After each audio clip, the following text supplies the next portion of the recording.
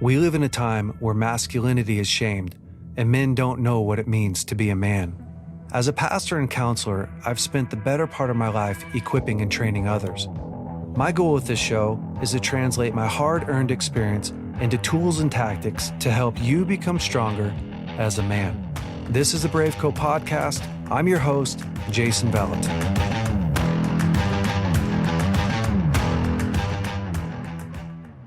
Hey man, I want to share with you an opportunity to join an online event hosted by BraveCo. If you're hungry to experience community, breakthrough, and hope with like-minded men, I want you to join us at www.bravecochallenge.com. Now, let's get back to this week's episode. Hey BraveCo men, welcome to the BraveCo podcast. Today, I want to talk about cracking the code on temptation. I'm going to dive in a little bit and give you some tips and tools on helping you overcome temptation. It is a topic that I get asked a lot of questions about. And probably, 7 or 8 years ago, I typically say like the other day, then I realized, that was 8 years ago. About 7 or 8 years ago, I was in a grocery store. I had just walked into the store, grabbed a red basket and looked up, and there was a girl in kind of the back of the store in one of the aisles wearing almost nothing. And when I looked up, I just felt this like incredible pull towards her, which really caught me off guard. And you guys probably understand or can relate to this. You're in some random spot, look over and like, wow. It so caught me off guard that I literally just stopped what I was doing for a second, instantly put my head down and was like, hey, are you okay? The awkward thing was I was standing in front of the automatic door. And so I imagine the door was opening and closing while I'm figuring out, literally I'm asking myself like, hey, what's going on? Are you all right? And the truth is, it had happened so fast. Like I didn't even have a chance.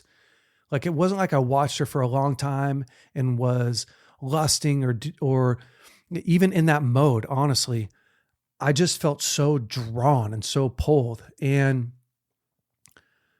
so I began to ask myself questions like, what's happening? Are you all right? And my first thought was, I felt like chasing her. I felt like catching her, winning her. And I asked myself the question, like, what did you want to do? Are you okay? I wasn't doing introspection.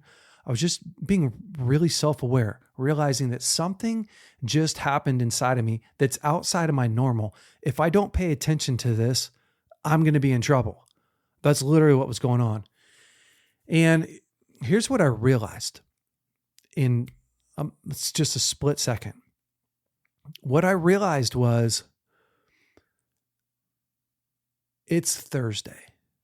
Now, Thursdays for me is everyone else's Friday. Thursday is the day when I do lots of counseling. At least back then, I would do lots of counseling. It was the last day of my week, my work week, before Sunday, which is a work day for me. And I'm emotionally tired. Thursday is the day that I sit at my desk,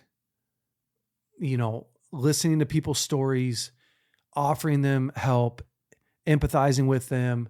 I'm just emotionally spent. And what I realized in that moment was what I was craving from that girl is adventure. I wanted something to chase. I wanted something to win. I wanted something to catch. And the really interesting thing is, if I wouldn't have had self-awareness, I would have had no idea that that's what I was really looking for. That's what I was really wanting. That's what I was really needing. because everything inside of myself in that moment said, oh, you want something sexual. And if you guys remember back to my story, I had dealt with sexual addiction, pornography and masturbation back when I was 11 through about 16 years old. And I see guys do this all the time, especially Christian guys. I see them do this all the time. Like, I'm saved.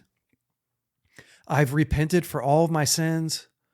I have done all the work to like renew my mind.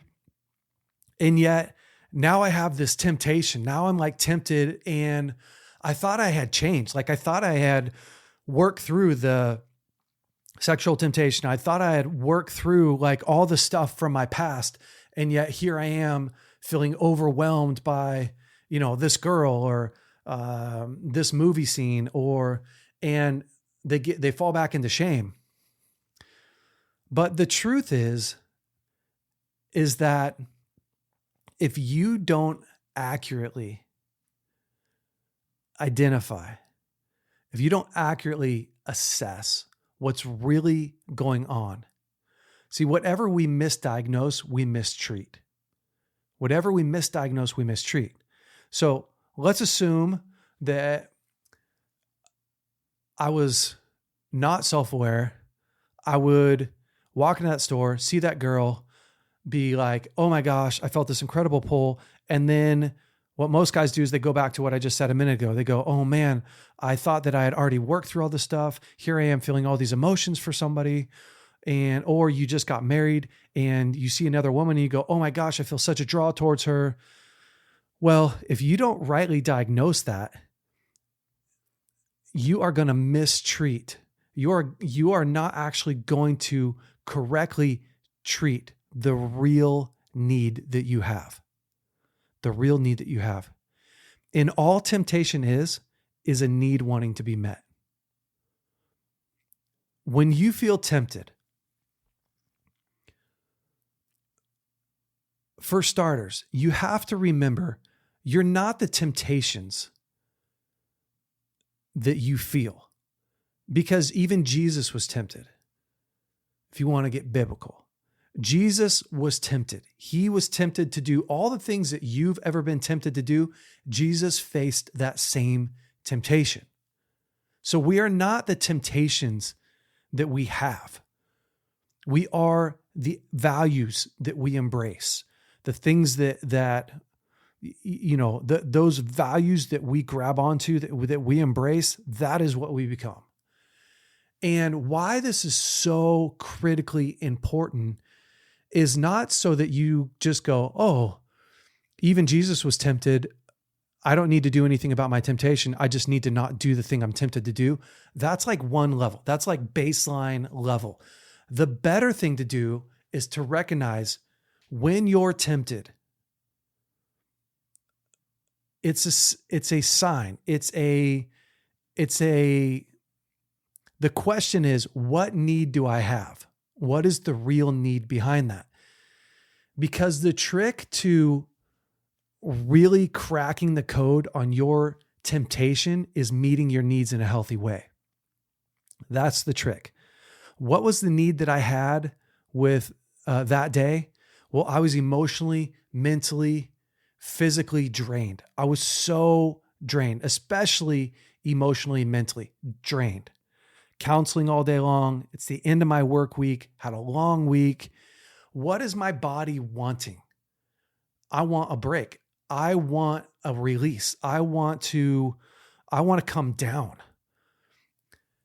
And for me, the best way, and I think for you, one of the best ways that you can deal with emotional and mental fatigue is fun, is exercising, catching a fish, going hunting, hiking, fishing, playing sports.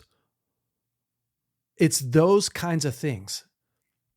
Or like that feeling when you're dating, right? When you pursue a girl all of a sudden that's like you're getting so much dopamine and all these crazy chemicals released to your brain. You are no longer mentally fatigued. You got the kick that you needed. Well, my body doesn't care how I get the dopamine release. It doesn't care. It's going, whether you get that from fighting a fish or whether you get that from chasing a woman, we need something. We have a need. It's my job to go, okay, what's the best way to meet these needs? Like connection. We have a need for connection, right? And affirmation. My body doesn't care how I get connection met. Now, I care. My spirit cares. My conscience cares, but my body doesn't care how I get that need met. It doesn't care if I get that need met through my wife or through somebody else. It just knows you got to get this need met. The same way that if you're starving, your body doesn't go, it may have some preferences, but for the most part, it's saying, give me food.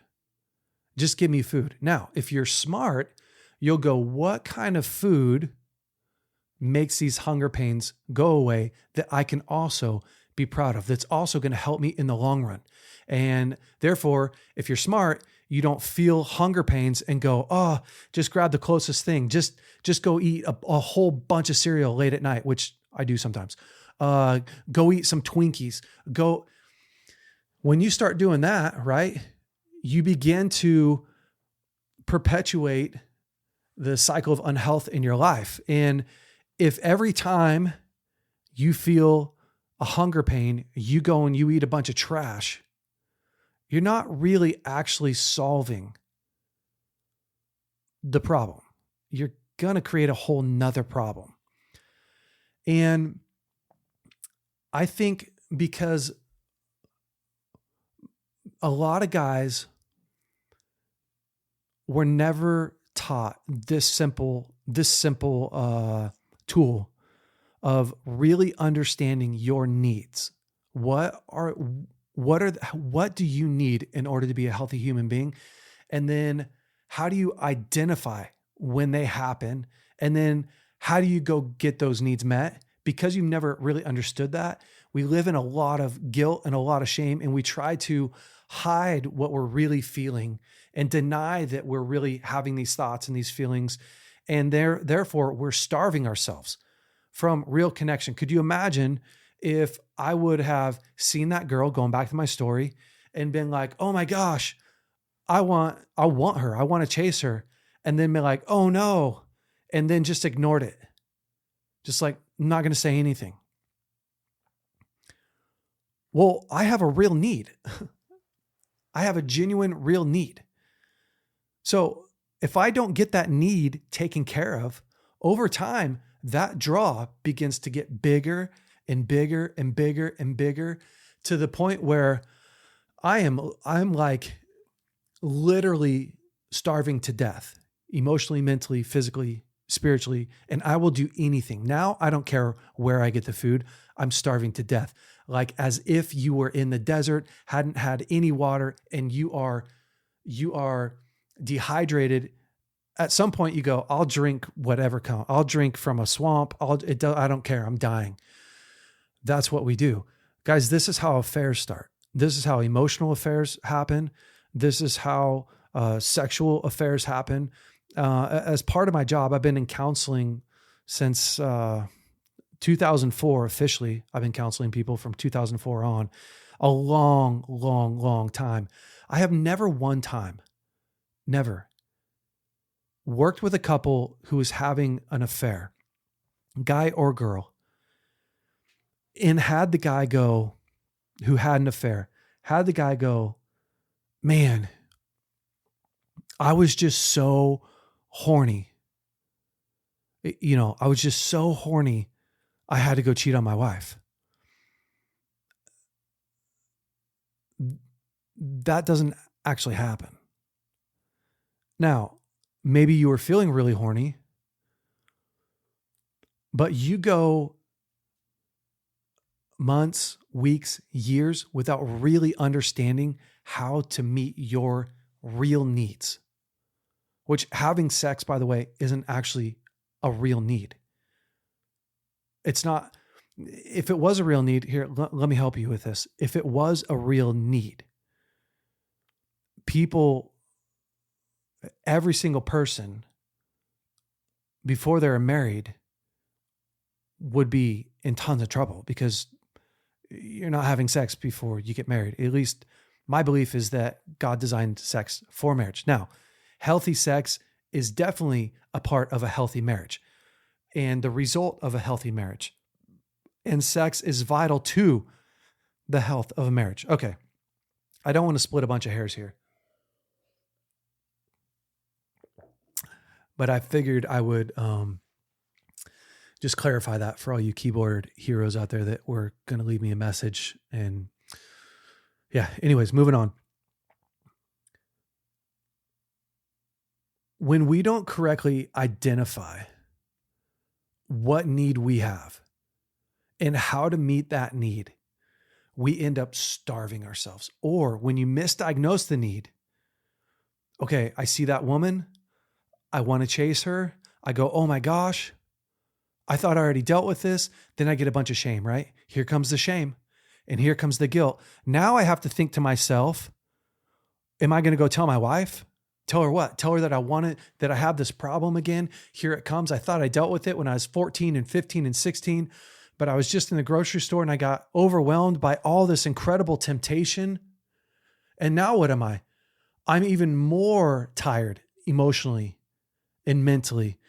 And I feel a bunch of shame. And I'm telling my wife, now she's scared.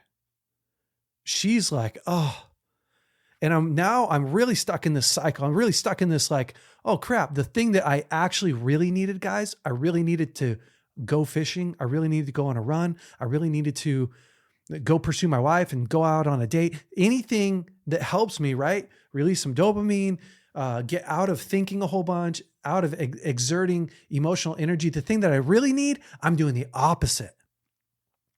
I'm wearing myself out in this deep dive of what's wrong with me. I thought I fixed that. And either hiding it or telling my wife, and we just freaking wear ourselves out. And when we go again, weeks, months, years without getting our needs met in a healthy way, we end up in these affairs, emotionally, physical affairs. You end up, or you just end up starving all the time and you never get your need met. But almost always guys act out, and girls, almost always we act out because there's so much pain and you have to get that pain met. You have to medicate that pain. Over time, eventually you justify medicating that pain. And it all comes back to really simple. What are your needs? Can you clearly identify them? And are you getting them met? We are a body, soul, spirit being. So we're a triune being. You have a body, a soul, and a spirit. And your body and your soul and your spirit, they all have needs. Which this isn't going to be like shocking to most people. But the idea that your body, your soul, and your spirit has needs should bring you back to the place where you go, oh, okay, what are those needs? And am I getting them met at a pace or a rate that is actually really satisfying? So let's just go through a couple. I'm not going to go through a whole entire list of body, soul, spirit needs. I think you guys should talk to your friends about it, but I'll give you some. So when you think about your spirit, what does your spirit need? Well, first, what is your spirit? It's the part of you that connects to God, right? It's part of you that connects to the Godhead. So your spirit needs things like communion with God, truth from the word. It needs hope, right? Some promises from the Lord. Worship is a big need that we have. It just goes on and on and on. Let's talk about your soul. What is your soul? You can think about it as your mind, will, and emotions. So your mind, will, and emotions. What does your soul need? Well, it needs connection with other people. The ability to process is a massive one. Your brain needs positive self-talk. Your body and your mind, you actually need positive self-talk. Truth is another need that we have. And when you go over to your body, right? People understand body needs. Most people do. We talk about it way more, right? So food, water, shelter, good hygiene would be a massive one. And then there's hunting, fishing, and sex in there too. Okay, sleeping is another one for your body. Now, here's the interesting thing. You almost can't separate one category from the other, even though they are separate. But they're all linked together. And like this, have you ever not slept for 2 or 3 days, or met somebody literally that hasn't slept for 2 or 3 days, 4 days? What happens to them emotionally? So physically they're tired, right? Physically you're just crushed. But emotionally, you begin to either get anxiety or depression or schizophrenia, or it goes into all these crazy things. I've seen people literally break and have a mental breakdown from not sleeping enough. Okay, well, what happens to you spiritually when that happens? A ton of fear, a ton of oppression, a ton of the opposite, right? On the flip side, have you ever been in a place where God's giving you like an incredible promise, or you got a prophetic word, or something that you've been believing for happens? You have this like incredible encounter with God. Well, what happens to you emotionally? Emotionally, you start to go, oh, God loves me. Like, it affects you mentally and physically. It affects you. Feel happy. You are happy. You begin to take care of yourself better. I mean, you begin to have vision and all these other things. What am I getting at? I'm getting at, unless you know what your needs are, right? Well, really what I'm saying is we are a triune being that has all these needs. And when we learn how to get our needs met, we're then able to live a happy, healthy life. Okay, well, what's the best way to find out what you need? For starters, you all know that there's just baseline sets of needs that you have. So everybody has to drink water. Everybody has to eat food. Everybody has to sleep. Everybody needs positive self-talk. Everybody needs affirmation in this world. Everybody needs connection to other human beings. Everybody needs a connection to God. Everybody needs, so you can just go through and make a list of those, but they all don't necessarily have the same weight, nor do they drain at the same pace. They don't always. I'll say this too. In different seasons, we have different needs, and different personality types need different things. So it's not just that like some people are more extroverted or introverted, therefore they need more alone time or more connection time and processing time, although those things are there and very real. It's that in different times, in different places, different seasons, we need more of that. So again, after a long week of counseling, I'm full. I don't need any more. I don't need to hear anybody else's story. And I don't necessarily even need to talk a bunch. I need a bunch of exercise. I need a bunch of exertion to get back to normal. Some connection to God. I just help people solve tons of problems. I need some real connection to God. So different seasons have different needs. It's our job to begin to recognize those seasons. One of the best tools that I can give you to help you recognize what it is that you need is self-awareness.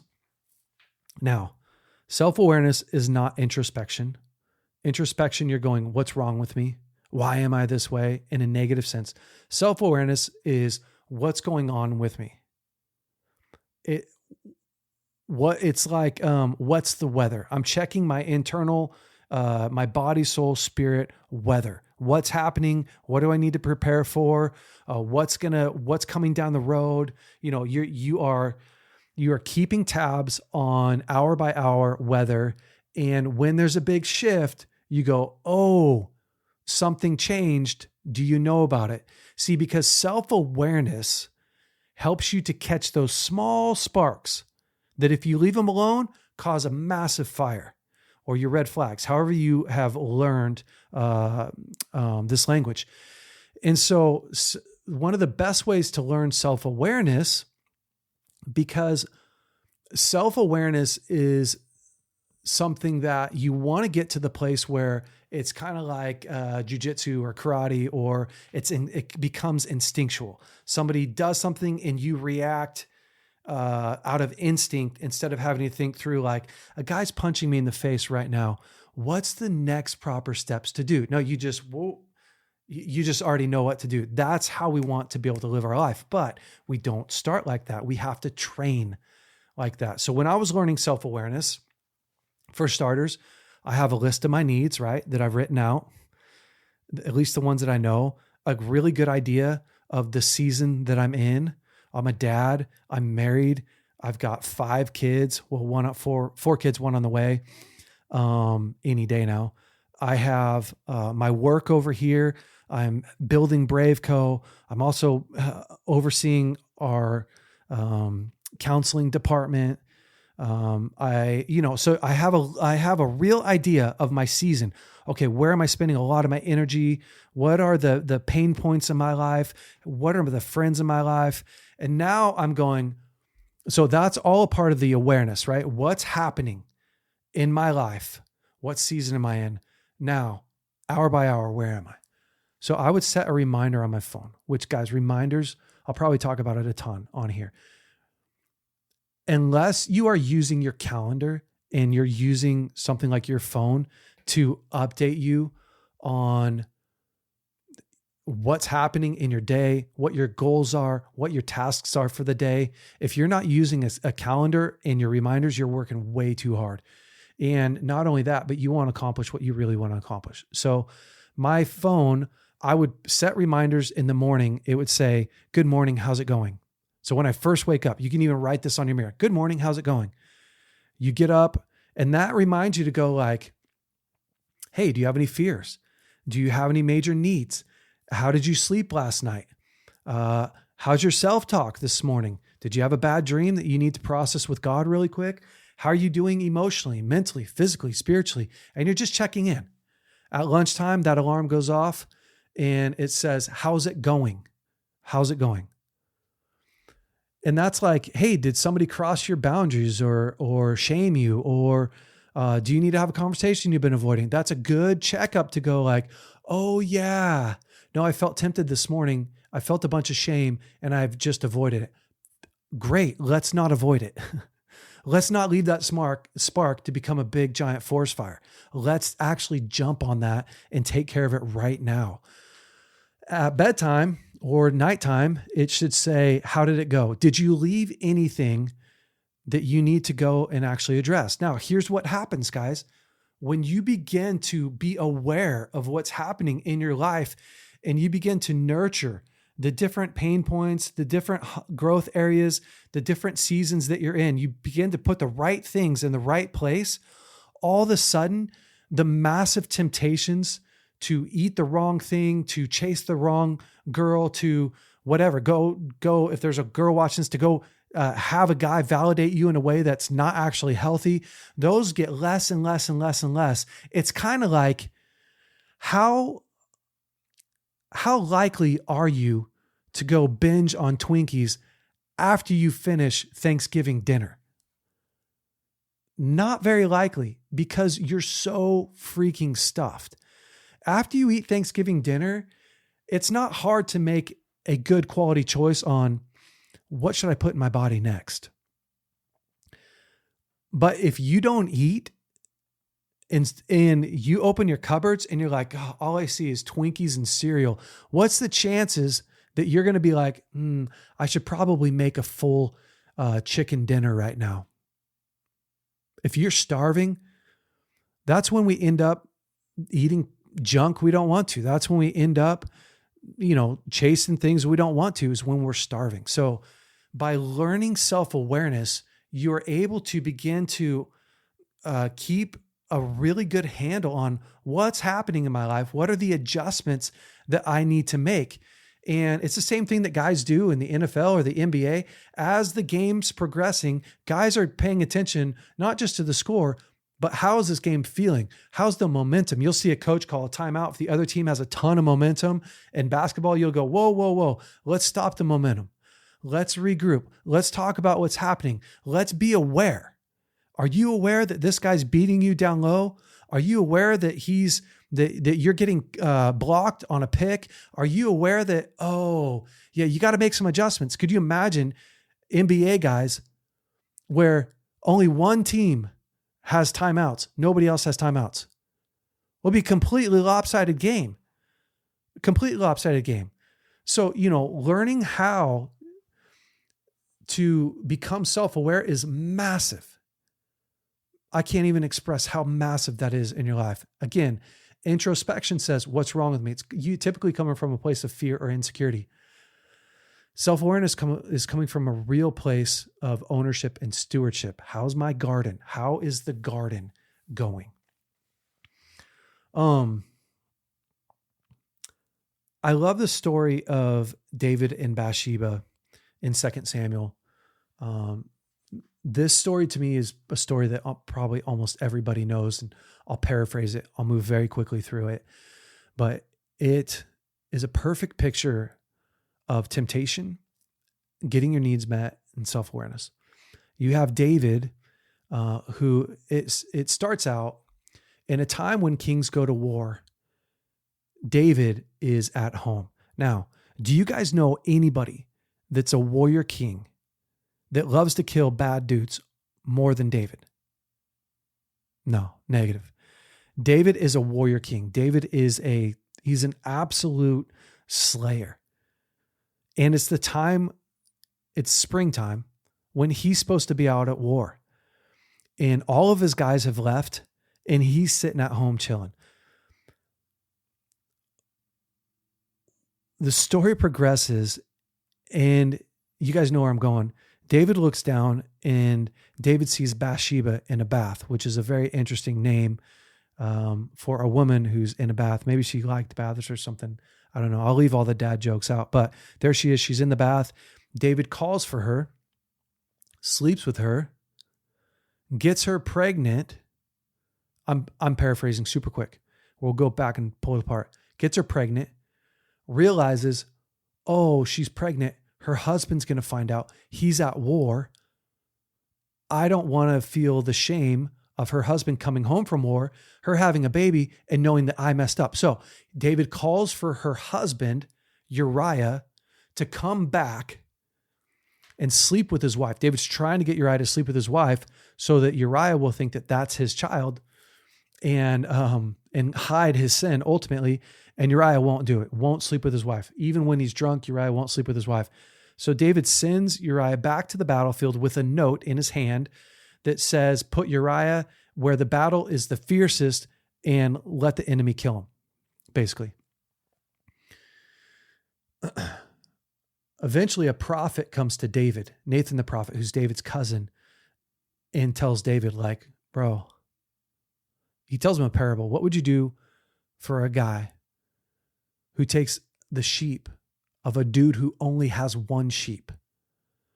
But the guy takes a sheep and he's got hundreds of sheep and he throws a party and he kills that sheep. David said, I would kill that guy. Nathan the prophet goes, man, David, that's you. That's you. You took from a guy who only has one and you have thousands and you killed him. And it was only then that David realized, oh my gosh, look at what I have done. Okay, let's rewind the story. Now, when people tell that story, when preachers tell that story, you mostly hear the conclusion like, and that's how dangerous sexual sin is. Okay. Yeah, I'm not downplaying sexual sin. We have a massive problem with pornography in our nation and in our world. There's obviously a massive problem, but that's not actually the commentary. See, there's a couple facts that you need to know about this story that really makes this relevant. For starters, Bathsheba wasn't a random woman. Bathsheba was someone that David knew for sure. How do you know that? Because the husband of Bathsheba was Uriah. And Uriah was one of David's best guys, one of David's mighty men. David had 30 something mighty men. I can't remember, 34 or 32 mighty men. These were the baddest dudes that have ever walked the planet. These were David's best guys that he spent tons of time with. He spent tons of time hiding with them in caves and fighting with them on the battlefield. It wouldn't even be a stretch to say David probably performed the marriage ceremony for Bathsheba and Uriah. David 100% absolutely knew who Bathsheba was and who Uriah was. Why is that relevant? Well, it's not like David just killed a random guy and took a random girl and slept with her. That is not what happened. On top of that, Uriah's father is also a mighty man. So you start to go like, holy cow, this story takes a big twist when you really understand it. David completely violated relationship with two of his best guys and sinned against God, committed murder and adultery, and was living like no big deal. It's wild. This story is wild.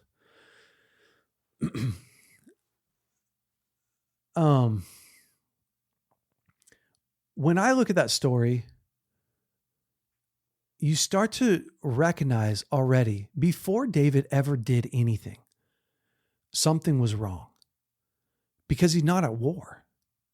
Before David ever took Bathsheba, which, by the way, I almost forgot, it's not like David's horny. Now, I know what you're saying. Well, David slept with her. Yeah.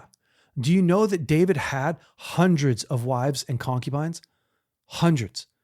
That he, in God's eyes, David could have went and had a threesome. David could have went and slept with 5 girls in a night. I'm not trying to be crude. I'm literally saying he could have went and slept with anybody he wanted to that were his wives, women that he probably has never even slept with. That's how many he has.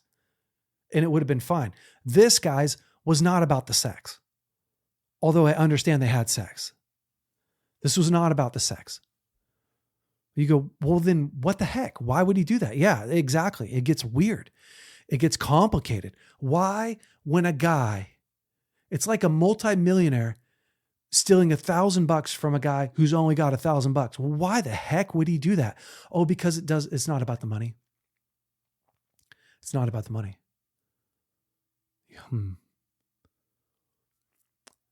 David had a whole bunch of needs.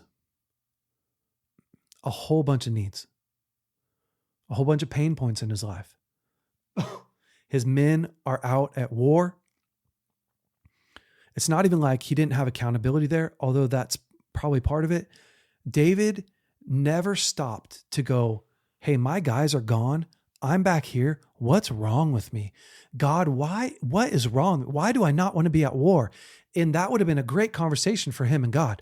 Oh, David, let me tell you why you're not at war.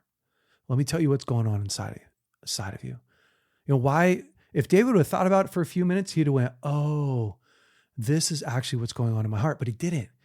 So all the things, all the needs that David should have got met by being with his men in the battlefield in that season, he replaced with Bathsheba. So instead of being with Uriah, the guy that he should have been with, he takes this perversion, this generic version in Bathsheba. She's familiar. She's a warrior's wife. She knows what it's like to be in battle. She provides this comfort. She provides this connection, this intimacy, this being known. Well, David's body doesn't care if he gets known by Bathsheba or by Uriah. All he wants is to be known, and he'll get it met anyway. David, because he didn't take care of his needs, because David didn't do a great job stewarding himself, making adjustments, he ends up taking from Bathsheba what he should have got from Uriah and Uriah's father. And guys, I can't even tell you how critical it is not to